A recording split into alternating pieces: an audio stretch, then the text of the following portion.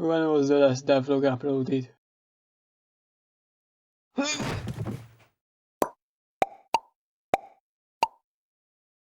Hey everyone, I'm Adam, and in the previous devlog I spent 2 weeks recreating a prototype that I'd made 1 year earlier.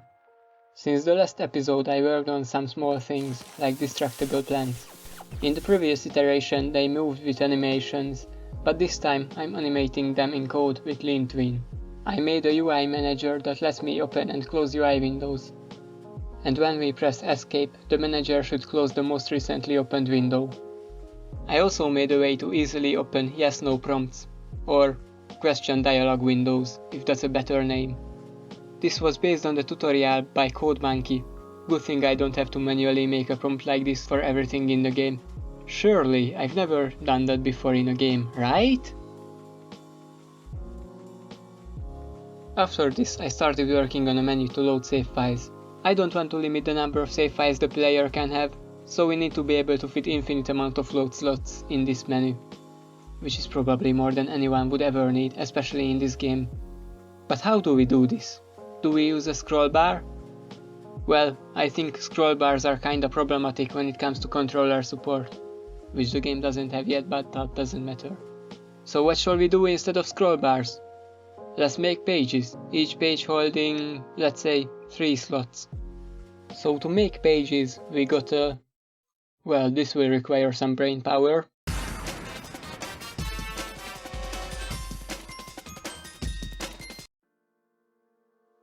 By the way, all this stuff is just placeholder, I promise. In fact, tune in next time where we'll try to make some nicer UI, so subscribe to get notified when that happens.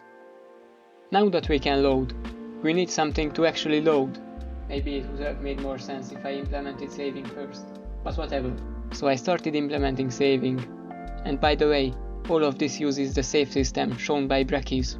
And now saving is implemented. We can save when interacting with checkpoints, when unlocking weapons and abilities, or when we click save and quit. One thing I'm wondering though is, should we save the player position on save and quit or not? Basically, do we go with the Hollow Knight system or the Dark Souls system?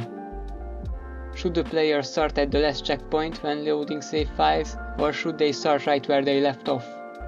Well, I went with the Hollow Knight system, but tell me what you think. Which system do you prefer? After this, I wanted to try making the game a bit more satisfying. One thing that Willem from Lambert said when talking about game juice is that we should leave the corpses of enemies in the level. Like, why leave the fucking battle empty after it's over? And like, if I return here later from this great corridor of level design, I can see, oh, I already went to this place. Right now, when we kill an enemy, they simply disappear. To change that, I drew a corpse for it.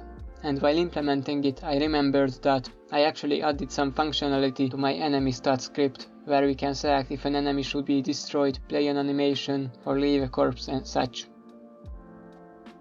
I quickly made it so that when they die, their sprite changes into a corpse, and their collider and rigid body gets disabled.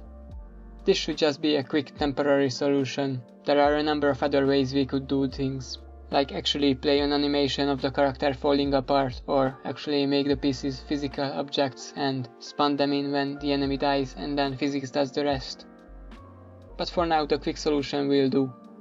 Another thing that Willem mentioned in his talk is screen shake.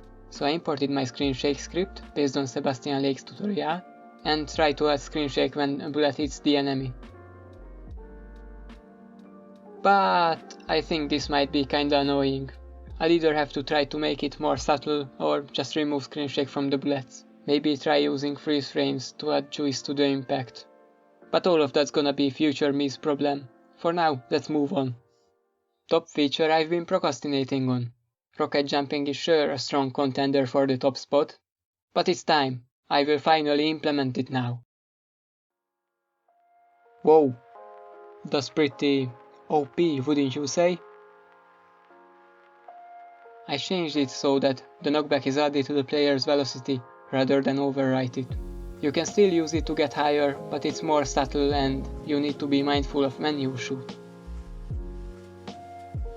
And last but not least, arguably one of the more interesting features, Weapon upgrades. Wait, no. Before we can have weapon upgrades we need an inventory. Or character screen, or something. Not even sure what to call it. It's a screen that shows weapons and abilities. Maybe items too. But I'm not sure at this point if this game needs items at all. Anyway, what I first try to do is plan the layout of this character screen, and man, am I bad at UI design. But I did finish my sketch, and after that I put it together in Unity. Oh, this? Map and database? We'll work on those in a future episode. For now, it's inventory time. I spawned the weapon buttons automatically, and the ones we don't have unlocked yet are shown with a question mark. Same with the player's abilities. I also made some ability unlock pickups and placeholder ability icons. So now we can make weapon upgrades. If you click on a weapon that you have unlocked, the upgrade screen will come up, where you can spend upgrade points to improve your weapon stats. My idea is that the player would find these upgrade chips in the world while exploring. Though this might be a bad idea, cause if someone is struggling with the game, they'd be forced to explore to get stronger. Maybe I could implement a feature where enemies occasionally drop an upgrade chip once you killed a lot of them, basically like when enemies give you soft humanity in Dark Souls, or when you randomly get Dream Essence from enemies in Hollow Knight. I'll see about implementing those features in the future. Now that I think about it, this is pretty much how Ori and the Blind Forest works, huh? Anyhow, I implemented the weapon upgrades, but when we close the menu the upgrade levels are reset. What could be the problem here? Later.